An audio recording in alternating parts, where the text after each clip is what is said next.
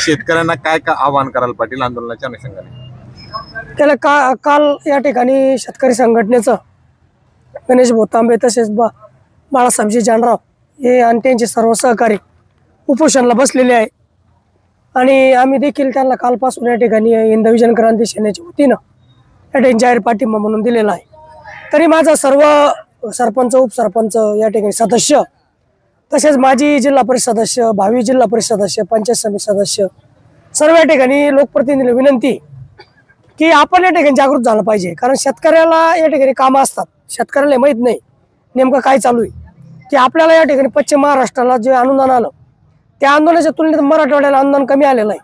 परंतु हे जागरूक जे या ठिकाणी शेतकरी नेते यांच्या लक्षात आल्याच्या नंतर हे उपोषण चालू झालं नाही आणि म्हणून याला जर न्याय मिळवायचा असेल तर आपल्या सर्वांच्या तक्रारी या ठिकाणी इथपर्यंत आल्या पाहिजे, तेव्हाच आपल्याला न्याय मिळू शकतो। हीच सर्वांना या ठिकाणी कळकळीची विनंती करेल।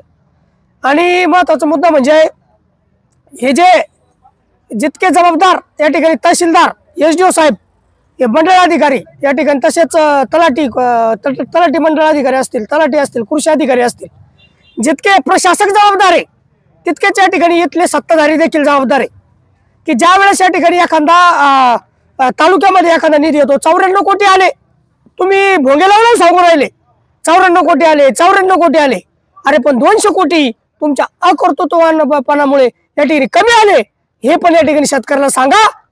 हे सुद्धा या ठिकाणी सांगितलं पाहिजे, कमीत कमी ते तुमच्या चुकीमुळे आले हे तरी तुम्ही सांगितलं पाहिजे। म्हणून या ठिकाणी इथले स्थानिकचे जे आमदार आहे त्यांना देखील आव्हान आहे की कमीत कमी आता तुम्हाला ते नाही जमलं त्यावेळेस, पण आता तरी या ठिकाणी या शेतकरी आंदोलनाच्या माध्यमातून या ठिकाणी तुम्ही देखील इथं येऊन या ठिकाणी या आंदोलनाला बळ दिलं पाहिजे।